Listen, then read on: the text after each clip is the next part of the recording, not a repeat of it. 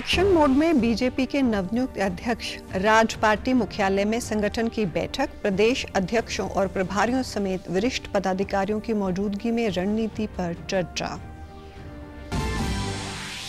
Punjab cabinet की मुख्यमंत्री भगवंत मान की अगुवाई में बैठक, गन्ने पर 68 रुपए 50 पैसे प्रति क्विंटल सब्सिडी की मंजूरी, डीसी कमेटी को जमीनों में संशोधन करने की मंजूरी, वित्त मंत्री चीमा ने साझा की जानकारी। और पंजाब में आंगनबाड़ी से लेकर प्लेवे स्कूलों तक लागू होगा एक समान पाठ्यक्रम। कैबिनेट मंत्री डॉक्टर बलजीत कौर ने प्लेवे स्कूलों के रजिस्ट्रेशन के लिए ऑनलाइन पोर्टल किया शुरू। नमस्कार, चंडीगढ़ से आपका स्वागत है। मैं हूं शैली तनेजा। अब समाचार विस्तार से। बीजेपी के नए राष्ट्रीय अध्यक्ष नितिन नबीन ने अपने पदभार को संभालते ही पार्टी के भीतर गठनात्मक गतिविधियों को तेज कर दिया। बीजेपी के नवनियुक्त अध्यक्ष आज पार्टी मुख्यालय में एक महत्वपूर्ण बैठक ले रहे हैं। इस बैठक में पार्टी के वरिष्ठ पदाधिकारी भी शामिल होंगे। सभी भाजपा राज्य अध्यक्षों और राष्ट्रीय सचिवों को बैठक में शामिल होने का निर्देश है, जहां संगठनात्मक मजबूती और भविष्य की राजनीतिक रणनीति बैठक में केंद्र में है। इससे पहले कल नितिन नबीन को भाजपा का राष्ट्रीय अध्यक्ष चुने जाने पर केंद्रीय नेताओं और प्रदेशों के दिग्गज नेताओं ने उन्हें शुभकामनाएं दी। इस मौके पर हरियाणा के मुख्यमंत्री नायब सिंह सैनी ने कहा कि नितिन नबीन भाजपा के विजय रथ में एक नए युग की शुरुआत है और प्रधानमंत्री के नेतृत्व में ये रथ और तेज गति से दौड़ेगा। नितिन नबीन ने भाजपा में विभिन्न पदों पर काम किया है और उनकी अगुवाई में भाजपा नई ऊर्जा और नए जोश से काम करेगी। नया जोश, नए उत्साह, देश के यशस्वी प्रधानमंत्री आदरणीय मोदी जी के उस विजय रथ को नितिन नवीन जी और तेज गति देने का काम करेंगे, क्योंकि नितिन नवीन जी के पास प्रशासनिक अनुभव भी है, संगठनात्मक अनुभव भी है।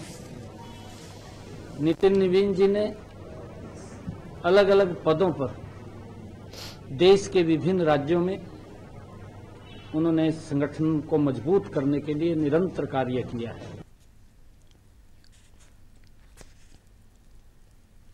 पंजाब सरकार के मुख्यमंत्री भगवंत सिंह मान के नेतृत्व में चंडीगढ़ सीएम आवास पर हुई बैठक, कैबिनेट बैठक में किसान कल्याण सहित कई अहम फैसले लिए गए। इस बारे में जानकारी देते हुए वित्त मंत्री हरपाल सिंह चीमा ने बताया कि कैबिनेट द्वारा निर्धारित स्टेट एग्रीड प्राइस में से 68.50 रुपए प्रति क्विंटल सीधी सब्सिडी को मंजूरी दी गई है। उन्होंने बताया कि निजी चीनी मिलों की ओर से गन्ना किसानों को 2025-26 पेराई सीजन के लिए निर्धारित स्टेट एग्रीड प्राइस में से 68.50 रुपए प्रति क्विंटल सब्सिडी सीधे तौर पर अदा की जाएगी। सार्वजनिक स्थानों के लिए जमीन देने का फैसला डीसी के नेतृत्व वाली कमेटी करेगी। उन्होंने कहा कि पंजाब के बागवानी अधीन वाले क्षेत्र को 6% से बढ़ाकर 15% करने का फैसला लिया गया है। कैबिनेट बैठक में पंजाब सरकार ने एक और बड़ा फैसला लिया, जिसके अनुसार भगवान राम के जीवन पर आधारित एक शो हमारे राम जी राज्य भर में 40 स्थानों पर पेश किया जाएगा। देश भर के कई प्रसिद्ध कलाकार इस शो में प्रदर्शन करेंगे। एक अन्य फैसले के अनुसार सरकार 1000 योगा अध्यापकों की भर्ती भी करेगी। मंत्रिमंडल ने मुक्तसर जिले के गांव बादल, तरनतारन जिले के Khadoor Sahib, community health centre Jalalabad और फजिल्का जिले के टर्शरी केयर सेंटर को Baba Farid university of health sciences Faridkot में पूरी तरह हस्तांतरित करने की मंजूरी भी दे दी है। ਜਿਹੜਾ ਉਹ ਪੰਜਾਬ ਸਰਕਾਰ ਪ੍ਰਾਈਵੇਟ ਖੰਡ ਮਿੱਲਾਂ ਨੂੰ ਜਿਹੜੀ ਆ ਦੇਊਗੀ, ਕਿਉਂਕਿ ਸਰਕਾਰੀ ਖੰਡ ਮਿੱਲਾਂ ਨੂੰ ਸਰਕਾਰ ਦਿੰਦੀ ਹੈ ਔਰ ਪ੍ਰਾਈਵੇਟ ਖੰਡ ਮਿੱਲਾਂ ਦਾ ਜਿਹੜਾ ਐਕਸਟਰਾ ਪੈਸਾ ਹੈਗਾ 68 ਰੁਪਏ 50 ਪੈਸੇ ਪ੍ਰਤੀ ਕੁਇੰਟਲ ਉਹ ਵੀ ਅਸੀਂ ਦੇਣ ਦਾ ਫੈਸਲਾ ਕੀਤਾ ਹੈ। ਬਾਗਬਾਨੀ ਖੇਤਰ ਆ ਉਹ 6% ਆ। ਅਗਲੇ 10 ਸਾਲਾਂ 'ਚ ਅਸੀਂ ਨੂੰ ਵਧਾ ਕੇ 15% ਕਰਾਂਗੇ। ਇਹ ਬਹੁਤ ਵੱਡਾ ਪ੍ਰੋਜੈਕਟ ਆ। ਮੈਂ ਸਮਝਦਾ ਪੰਜਾਬ ਦੇ ਕਿਸਾਨ ਦੀ ਬਹੁਤ ਵੱਡੀ ਜ਼ਮੀਨ ਜਿਹੜੀ ਇਹਦੇ ਚ ਆ ਜਾਊਗੀ ਔਰ ਕਿਸਾਨ ਨੂੰ बहुत सारा जेड़ा बड़ा फायदा होगा जी। पंजाब के राज्यपाल व यूटी प्रशासक गुलाब चंद कटारिया ने कल नई दिल्ली में केंद्रीय गृह और सहकारिता मंत्री अमित शाह के साथ मुलाकात की। इस दौरान दोनों नेताओं ने पंजाब और चंडीगढ़ के विकास संबंधी मुद्दों पर चर्चा की। गृह मंत्री कार्यालय ने एक सोशल मीडिया पोस्ट साझा कर पंजाब के राज्यपाल गुलाब चंद कटारिया की केंद्रीय गृह मंत्री अमित शाह के साथ मुलाकात की पुष्टि की है। एक पोस्ट में कटारिया ने बैठक को शिष्टाचार भेंट बताया। उन्होंने कहा कि इस अवसर पर पंजाब के चंडीगढ़ के साथ संबंधित विकास संबंधी मुद्दे, लोक कल्याण योजनाओं और भविष्य की विकास दिशा पर सार्थक चर्चा हुई। पंजाब में मीडिया समूह के खिलाफ कार्रवाई के मामले में आम आदमी पार्टी सरकार को बड़ा झटका देते हुए सुप्रीम कोर्ट ने निर्देश दिए हैं कि समाचार पत्र के प्रकाशन को लेकर किसी भी तरह की संभावित कार्रवाई ना की जाए। सुप्रीम कोर्ट ने कल जालंधर से प्रकाशित होने वाले बहुभाषी समाचार पत्र समूह को राहत देते हुए कहा कि समाचार की प्रिंटिंग प्रेस बेरोक टोक काम करती रहेगी। बेंच ने कहा कि जब तक मामले में हाईकोर्ट का फैसला नहीं आता, ये अंतरिम आदेश 1 सप्ताह तक लागू रहेगा। समाचार समूह द्वारा पेश सीनियर वकील मुकुल रोहतगी ने केस की त्वरित सुनवाई की मांग करते हुए कहा कि समाचार पत्र में मौजूदा सरकार की आलोचना करने वाला एक लेख के कारण मैनेजमेंट के खिलाफ कार्रवाई शुरू की गई, जिसमें प्रिंटिंग प्रेस की बिजली काटना, मालिकों के होटल बंद करना और उनके खिलाफ एफआईआर दर्ज करना शामिल है। उन्होंने कहा कि पंजाब और हरियाणा हाईकोर्ट ने याचिका पर सुनवाई की और फैसला सुरक्षित रख लिया। हालांकि अंतरिम राहत नहीं दी गई। बेंच ने समाचार समूह की दलील को ध्यान में रखते हुए कहा कि वे मामले के गुण दोषों पर कोई टिप्पणी नहीं कर रहा है, लेकिन मीडिया की स्वतंत्रता का संरक्षण जरूरी है। पंजाब भाजपा प्रधान सुनील जाखड़ ने सुप्रीम कोर्ट के फैसले का स्वागत किया है। एक सोशल मीडिया पोस्ट में उन्होंने कहा कि सुप्रीम कोर्ट के फैसले ने मीडिया की आजादी बहाल रखते हुए दमनकारी रास्ते पर चल रही भगवंत मान सरकार की आजाद मीडिया को दबाने की कोशिशों पर रोक लगाई है। पंजाब की सामाजिक सुरक्षा, महिला एवं बाल विकास मंत्री डॉक्टर बलजीत कौर ने आज चंडीगढ़ में प्रेस कॉन्फ्रेंस करते हुए प्लेवे स्कूलों के रजिस्ट्रेशन को अनिवार्य और आसान बनाने के लिए एक ऑनलाइन पोर्टल की शुरुआत की। इस मौके पर उन्होंने बताया कि पंजाब सरकार ने प्राइमरी शिक्षा में बड़े बदलाव करते हुए आंगनबाड़ी सेंटर से लेकर निजी प्लेवे स्कूलों तक एक समान सिलेबस लागू करने का फैसला किया है। उन्होंने कहा कि इस फैसले का उद्देश्य 6 साल से कम उम्र के बच्चों को एक जैसी शैक्षणिक और विकासात्मक दिशा देना है। उन्होंने बताया कि प्लेवे स्कूलों के पंजीकरण की प्रक्रिया पहले भी शुरू की गई थी, लेकिन निजी स्कूल प्रबंधकों ने इसमें रुचि नहीं दिखाई। अब रजिस्ट्रेशन प्रक्रिया को पूरी तरह ऑनलाइन कर दिया गया है ताकि ज्यादा से ज्यादा स्कूल इसके दायरे में आ सकें और उनकी निगरानी संभव हो। पंजीकरण के दौरान विभाग ये जांच करेगा कि बच्चों को किस तरह की सुविधाएं दी जा रही हैं। उनके मानसिक विकास पर विशेष फोकस किया जाएगा। आज ਅਸੀਂ ਇਹ ਆਨਲਾਈਨ ਰਜਿਸਟ੍ਰੇਸ਼ਨ ਇੱਕ ਪੋਰਟਲ ਓਪਨ ਕਰਕੇ ਆਨਲਾਈਨ ਰਜਿਸਟ੍ਰੇਸ਼ਨ ਜਿਹੜੀ ਹੈ ਇਹ ਪਲੇਵੇ ਸਕੂਲਸ ਦੀ ਸ਼ੁਰੂ ਕਰਨ ਜਾ ਰਹੇ ਹਾਂ, ਜਿੱਥੇ ਸਾਡੇ ਛੋਟੇ ਬੱਚੇ ਜਾ ਰਹੇ ਨੇ 5 ਸਾਲ ਦੀ ਉਮਰ ਦੇ, 5 ਸਾਲ ਤੋਂ ਛੋਟੀ ਉਮਰ ਦੇ, ਉਹਨਾਂ ਨੂੰ ਅਸੀਂ ਕਿਸ ਤਰ੍ਹਾਂ ਅੱਜ ਤੋਂ ਬਾਅਦ ਜਾਂ ਆਉਣ ਵਾਲੇ ਐਕੈਡੈਮਿਕ ਸੈਸ਼ਨ ਦੇ ਵਿੱਚ ਕਿਸ ਤਰ੍ਹਾਂ ਉਹਨਾਂ ਦੀ ਜਿਹੜੀ ਗਰੋਥ, ਕਿਸ ਤਰ੍ਹਾਂ ਉਹਨਾਂ ਦਾ ਦਿਮਾਗੀ ਵਿਕਾਸ ਕਰਨਾ ਹੈ। ਇੱਥੇ ਇੱਕ ਗੱਲ ਵਰਣਨਯੋਗ ਹੈ ਕਿ ਜਿਹੜਾ ਪਾਠਕ੍ਰਮ ਅਸੀਂ ਆਂਗਨਵਾੜੀ ਸੈਂਟਰਾਂ 'ਚ ਲਾਗੂ ਕਰਨ ਜਾ ਰਹੇ ਹਾਂ, ਸੇਮ ਸਿਲੇਬਸ ਸਾਡੇ ਪ੍ਰਾਇਮਰੀ ਸਕੂਲਾਂ ਦੇ ਵਿੱਚ ਇਸ ਉਮਰ ਦੇ ਬੱਚਿਆਂ ਨੂੰ ਪੜ੍ਹਾਇਆ ਜਾਵੇਗਾ ਔਰ ਇਹੀ ਪਾਠਕ੍ਰਮ ਅਸੀਂ प्लेवे स्कूल्स ਨੂੰ ਦੇਵਾਂਗੇ।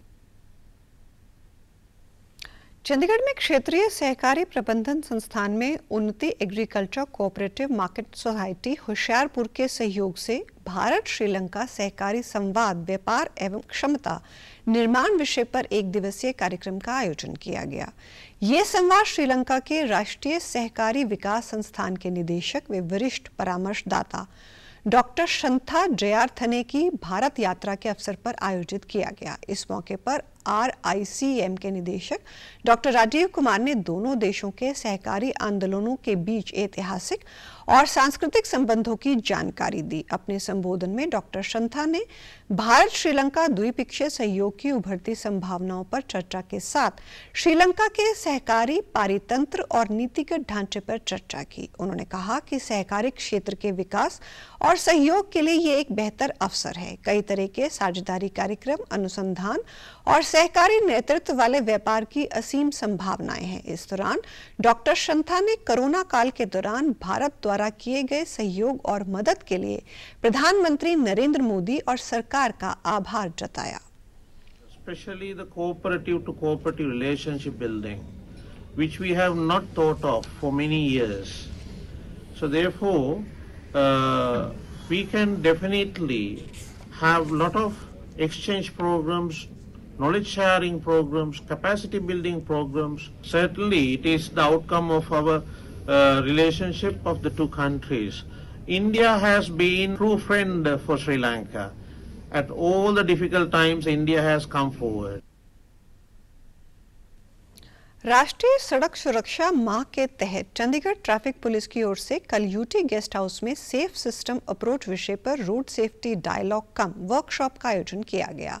इस दौरान चंडीगढ़ के डीटीपी डॉक्टर सागरप्रीत हुड्डा ने बताया कि सेफ सिस्टम अप्रोच के तहत चंडीगढ़ ट्रैफिक पुलिस ने शहर के 5 अत्यधिक यातायात और जाम प्रभावित मार्गों की पहचान की है। उन्होंने बताया कि NH 5 पर जीरकपुर बैरियर से हल्लो माजरा, लाइट पॉइंट, हल्लो माजरा से ट्रिब्यून चौक, हाउसिंग बोर्ड से transport light point, Mullapur barrier से सेक्टर 25-38 लाइट पॉइंट और पीजीआई चौक से मुल्लापुर बैरियर शामिल है। उन्होंने बताया कि 5 विशेष टीमों की ओर से सर्वे के आधार पर तैयार रिपोर्ट संबंधित विभागों को भेजी जाएगी। कार्यशाला का उद्देश्य सड़क सुरक्षा को लेकर साक्ष्य आधारित दृष्टिकोण बनाना, सड़क हादसों को कम करना और लोगों की सुरक्षा को सुनिश्चित करना है। कार्यशाला में फ्लाईओवर, अंडरपास, नए कनेक्टिविटी रोड और साइकिल ट्रैक जैसे सुझाव भी मिले। उन्होंने कहा कि सड़क सुरक्षा हमारी साझा जिम्मेदारी है और सभी विभागों को समन्वय से काम करना होगा। डायलॉग का आयोजन किया था रोड सेफ्टी को लेकर। चंडीगढ़ के 5 जो स्ट्रेचेज हैं उनको आइडेंटिफाई किया गया जहाँ पे कंजेशन का इशू रहता है और वहाँ पर फील्ड विजिट किए एक्सपर्ट्स के ग्रुप ने। 5 टीम बनाई गई थी, तो 5 टीम ने अपने कंजेशन पॉइंट को विजिट किया मौके पर, वहाँ पर जाकर इशू को समझा। जो नए चैलेंजेस हैं ट्रैफिक के, नई टेक्नोलॉजी को यूज करके और जो कम्यूटर है उनकी अवेयरनेस को बढ़ा के, कम्युनिटी को इन्वॉल्व करके हम ट्रैफिक को स्मूथ बनाएंगे, हमारा प्रयास रहेगा। पीजीआई MER चंडीगढ़ के सुरक्षा विभाग की ओर से नेताजी सुभाष चंद्र बोस की जयंती सप्ताह के उपलक्ष्य में आज 23वें सर्वेक्षिक रक्तदान शिविर का आयोजन किया गया। पीजीआई परिसर के जाकिर हॉल में आयोजित इस रक्तदान शिविर का शुभारंभ पीजीआई निदेशक प्रोफेसर विवेक लाल ने किया। इस मौके पर पीजीआई के मुख्य सुरक्षा अधिकारी गुरशरण सिंह ने बताया कि वो पिछले 23 साल से इन शिविर का आयोजन करते आ रहे हैं। संस्था में प्रतिदिन बड़ी संख्या में गंभीर रोगियों के इलाज के लिए रक्त की आवश्यकता पड़ती है। ऐसे में ये रक्तदान शिविर इन आवश्यकताओं की पूर्ति करते हैं और मरीजों के लिए संजीवनी साबित हो रहे हैं। उन्होंने पीजीआई के कर्मचारियों, छात्रों और आम लोगों से अधिक स्वैच्छिक रक्तदान करने की अपील की। उन्होंने बताया कि वे लोगों को अंगदान के लिए भी प्रेरित करते हैं। 23 साल से हम ये ब्लड डोनेशन कैंप चला रहे हैं। इसमें हम 500 से लेकर 600 यूनिट तक लोगों का ब्लड डोनेट करवाते हैं। ब्लड एक ऐसी चीज़ है, कोई खरीदा नहीं जा सकता।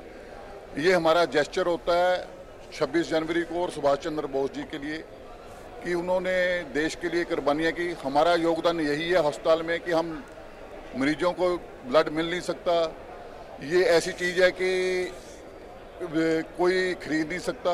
एक हम ये पुण्य कार्य ब्लड डोनेशन का इसलिए लगाते हैं कि लोग की हमारे साथ जो है हम देश को अर्पित कर पाए। और भी जो हमारे से कोई सेवा होती है जैसे कि अंगदान, हम सारे अंगदान के लिए भी परिश्रम करते हैं। चंडीगढ़ के सांसद मनीष तिवारी ने कल पार्टी कार्यालय में एक प्रेस वार्ता करते हुए कहा कि चंडीगढ़ कांग्रेस शहर के विकास को लेकर एक अनोखी और सहभागी पहल शुरू करने जा रही है। इसी के तहत चंडीगढ़ नेक्स्ट नाम से वेबसाइट तैयार की गई है, जहां लोग जनप्रतिनिधियों से संवाद कर सकेंगे। इसके तहत शहर के लोग अपने सेक्टरों से जुड़ी समस्याओं, जरूरतों और विकास से जुड़े सुझावों को साझा कर पाएंगे। उनकी बात सीधे और व्यक्तिगत तरीके से उनके पास पहुंचेगी। सांसद ने कहा कि जो सुझाव प्रशासन के दायरे में आते हैं उन्हें संबंधित विभागों को भेजकर मामला हल करवाएंगे। PM लेड से जुड़े प्रस्तावों को उसी योजना के तहत प्राथमिकता से पूरा किया जाएगा। उन्होंने कहा कि ये पहल केवल शिकायत दर्ज करवाने का मंच नहीं है, बल्कि सामूहिक सोच के विकास का है। इस दौरान उन्होंने शहर की ट्रैफिक समस्या, मेट्रो और फ्लाईओवर जैसे मुद्दों पर भी बात की। इस मौके पर उनके साथ कांग्रेस अध्यक्ष HS लकी भी मौजूद रहे। ਜਿਹੜੇ ਲੈਟ ਅਸ ਸੇ ਕਾਰਪੋਰੇਸ਼ਨ ਦੀ ਗਵਰਨੈਂਸ ਨਾਲ ਸੰਬੰਧਿਤ ਹੋਣਗੇ ਜਾਂ ਲੋਕ ਸਮਝਦੇ ਨੇ ਕਿ ਇਹ ਜਿਹੜੇ ਇਸ਼ੂਜ਼ ਨੇ ਇਹ ਕਾਰਪੋਰੇਸ਼ਨ ਨੂੰ ਚੱਕਣੇ ਚਾਹੀਦੇ ਨੇ, ਤੇ ਜ਼ਰੂਰ ਉਹ ਚੀਜ਼ ਆਉਣ ਵਾਲੇ ਸਮੇਂ ਦੇ ਵਿੱਚ ਸਾਡੇ ਐਕਸ਼ਨਸ ਦੇ ਵਿੱਚ ਵੀ ਔਰ ਜੋ ਅਸੀਂ ਅੱਗੇ ਫੈਸਲੇ ਕਰਾਂਗੇ ਉਹਨਾਂ ਵਿੱਚ ਵੀ ਰਿਫਲੈਕਟ ਕਰੇਗੀ। ਇਸ ਦਾ ਮੁੱਖ ਮਕਸਦ सिर्फ ग्रीवियंसेस को एंटरटेन करना नहीं है, इसका मुख्य। और आप हमारे समाचार YouTube channel DD news Chandigarh, Facebook DD news Chandigarh, social media X व DD न्यूज़ CHT पर भी देख सकते हैं।